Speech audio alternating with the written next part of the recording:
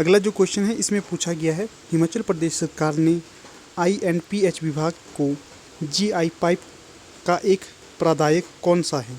तो ये होगा विकल्प D, HP state civil supply corporation. D सही विकल्प रहेगा यहाँ पर। अगला जो क्वेश्चन है ये है 19। तो इसमें जो पूछा गया है, क्या हिमाचल प्रदेश में कितने सरकारी सब्जी विकास केंद्र कार्यरत हैं? तो ये होंगे विकल्प बी 3। अगला क्वेश्चन है, निम्न में से कौन सा स्मार्ट ग्रीन शहरों की जलवायु के लिए एक कार्यक्रम है? तो ये होगा विकल्प ए, नगर वन उद्यान योजना, एक कदम हरियाली की ओर। तो सही विकल्प यहाँ पर ए रहेगा। अगला जो क्वेश्चन है इसमें पूछा गया है, हिमाचल प्रदेश में अब तक ई डिस्ट्रिक्ट परियोजना के अंतर्गत कितनी ई सेवाओं को शुरू किया गया है? तो ये किया गया है 52। यहाँ पर 20 डी सही विकल्प रहेगा। यहाँ पर दोस्तों आपको बता दूँ, अगर आपको इस वीडियो का PDF चाहिए तो जो आप himexam.com पर जाकर इस PDF को प्राप्त कर सकते हो। अगला क्वेश्चन देखते हैं। तो ये है, हिमाचल प्रदेश में कितने जिले परिषद कार्यरत हैं? तो हिमाचल प्रदेश में जो जिला परिषद कार्यरत रहेंगे तो ये होगा विकल्प डी 12। अगला क्वेश्चन है 23। इसमें पूछा गया है, निम्नलिखित में से हिमाचल प्रदेश के किस मुख्यमंत्री का कार्यक्रम सबसे लंबा रहा है?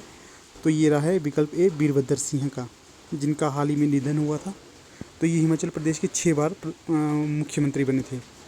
अगला क्वेश्चन है 24। इसमें पूछा गया है, कांगड़ा जिला हिमाचल प्रदेश का हिस्सा किस वर्ष बना था? तो ये बना था 1966 को। सही विकल्प यहाँ पर डी रहेगा। अगला क्वेश्चन है 25। इसमें पूछा गया है, बिजली महादेव मंदिर हिमाचल प्रदेश के किस जिले में स्थित है? तो ये कुल्लू में होगा। सही विकल्प यहाँ पर ए होगा। अगला क्वेश्चन है 26। इसमें पूछा गया है, सिरमौरी राजसी राज्य की स्थापना की गई थी? तो ये की गई थी राजा रसालू के द्वारा। यहाँ पर सही विकल्प ए होगा। अगला क्वेश्चन है 27 में पूछा गया है, करछम बांगतू पनबिजली परियोजना की क्षमता कितनी है? तो ये होगी 1000 मेगावाट। सही विकल्प सी रहेगा यहाँ। अगला जो क्वेश्चन है ये है 28। इसमें पूछा गया है, गद्दी है एक, तो जो गद्दी हैं यह अर्ध खानाबदोश जनजाति है, अर्ध कृषक जनजाति है, अर्ध पशुचारी जनजाति है, अर्थात यहाँ पर सही विकल्प डी होगा ये सभी। अगला जो क्वेश्चन है ये है 29। इसमें पूछा गया है, हिमाचल प्रदेश के किस स्थान पर Himachal Pradesh school education board स्थित है? तो ये है धर्मशाला में। सी सही विकल्प रहेगा। अगला क्वेश्चन है, रावी नदी का उद्गम हिमाचल प्रदेश के किस स्थान से होता है? तो ये होता है बड़ा भंगार से। सही विकल्प यहाँ पर ए रहेगा। यहाँ पर रीजनिंग के क्वेश्चन को स्किप कर देते हैं। अगला क्वेश्चन है, आपदा प्रबंधन अधिनियम 2005 के किस अनुच्छेद के अंतर्गत सार्वजनिक स्थानों पर थूकना अब अपराध है? तो ये होगा अनुच्छेद 51 बी के अंतर्गत। अगला क्वेश्चन है 37। इसमें पूछा गया है, हाल ही में सार्वजनिक स्थानों पर फेस मास्क पहनने की अनिवार्यता की घोषणा करने वाला प्रथम भारतीय शहर कौन सा है? तो ये होगा मुंबई। ये सही विकल्प है यहाँ। अगला क्वेश्चन है 38। इसमें पूछा गया है, गार्डनर 2019 डिजिटल वर्कप्लेस सर्वे के अनुसार विश्व की सबसे डिजिटली दक्ष देने वाला कौन सा है? तो ये होगा विकल्प ए, भारत। अगला क्वेश्चन है 39। इसमें पूछा गया है, निम्न में से किसने हाल ही में एक नई वर्चुअल ब्रेल कीबोर्ड जिसका नाम है टॉकबैक लॉन्च किया है? तो ये किया गया है गूगल के द्वारा। अगला क्वेश्चन है 40। इसमें पूछा गया है, निम्नलिखित में हाल ही में किसने एक पुस्तक जिसका शीर्षक है shuttling to the top the story of PV Sindhu लिखी है? तो ये लिखी है बी, कृष्णा स्वामी के द्वारा। सी सही विकल्प होगा। अगला क्वेश्चन है 41। इसमें पूछा गया है, महान शासक कनिष्क किस राजवंश से संबंधित थे? तो ये थे कुषाण से। सी सही विकल्प रहेगा यहाँ। अगला क्वेश्चन है 42। इसमें पूछा गया है, किताब उल हिंद पुस्तक किसने लिखी थी? तो ये लिखी गई थी अल-बुरूनी के द्वारा। 42 का सही विकल्प बी होगा। अगला क्वेश्चन है 43। इसमें पूछा गया है, खानवा का युद्ध किसके बीच किस वर्ष हुआ था? तो जो खानवा का युद्ध हुआ था ये हुआ था 1527 में। यहाँ पर सही विकल्प ए होगा। अगला क्वेश्चन है 44। इसमें पूछा गया है, अमजद अली खान किस संगीत वाद्य यंत्र से संबंधित है? तो ये हैं सरोद से। सही विकल्प यहाँ पर ए होगा। अगला क्वेश्चन है 45। इसमें पूछा गया है, गरबा किस भारतीय राज्य का एक लोक नृत्य है? तो ये होगा गुजरात का। 45 का सही विकल्प डी होगा। अगला क्वेश्चन है, निम्न में से कौन सा सबसे छोटा ग्रह है? तो ये होगा बुध। विकल्प ए सही होगा 46 का। अगला क्वेश्चन है 47। इसमें पूछा गया है, नाइस किस प्रकार की शैल है? तो ये है कायांतरित शेल।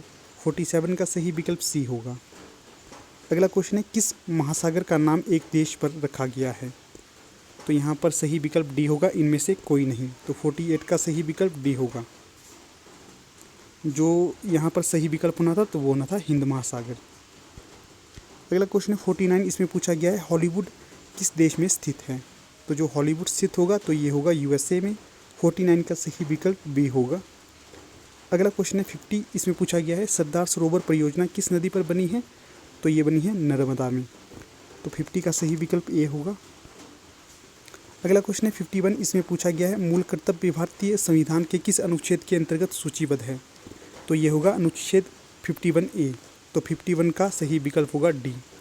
दोस्तों यहाँ पर बता दूं, अगर आपको वीडियो थोड़ी सी अच्छी लगती है तो इसे लाइक शेयर और चैनल को सब्सक्राइब अवश्य कीजिएगा।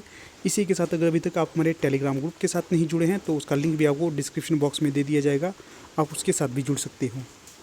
अगला जो क्वेश्चन है ये है 52, इसमें पूछा गया है निम्न में से केवल डैश की पूर्व अनुशंसा पर मुद्रा विधेयक संसद में प्रस्तुत किया जा सकता है? तो ये होगा विकल्प सी, राष्ट्रपति। 52 का सही विकल्प सी होगा। अगला क्वेश्चन है 53, इसमें पूछा गया है वित्त आयोग है एक। तो वित्त आयोग एक संवैधानिक संस्था है। 53 का सही विकल्प सी रहेगा यहाँ पर।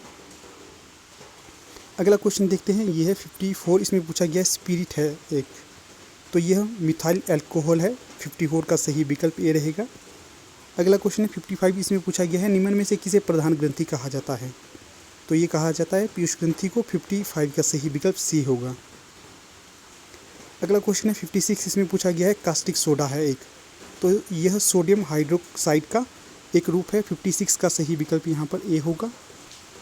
अगला क्वेश्चन है 57, इसमें पूछा गया है किस विटामिन की कमी के कारण बंध्यता होती है? तो ये होती है विटामिन डी के कारण। तो 57 का सही विकल्प सी रहेगा।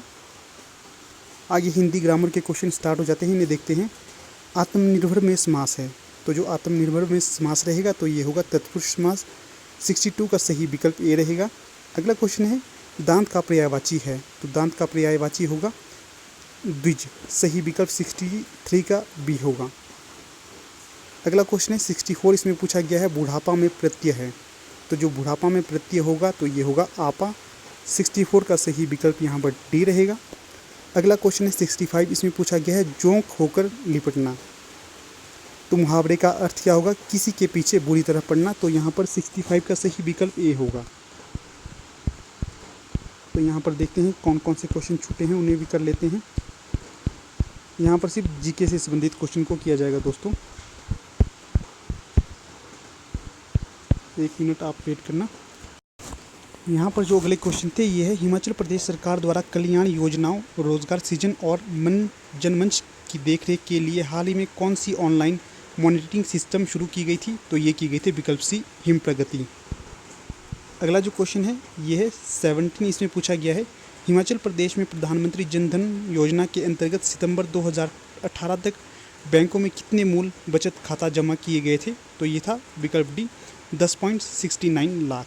डी सही विकल्प रहेगा। तो यहाँ से आगे हमने क्वेश्चन डिस्कस कर लिए थे। तो ठीक है दोस्तों, यहाँ पर अपनी वीडियो को समाप्त कर लेते हैं। आप लोग वीडियो के अंत तक बने रहे, इसका बहुत बहुत धन्यवाद।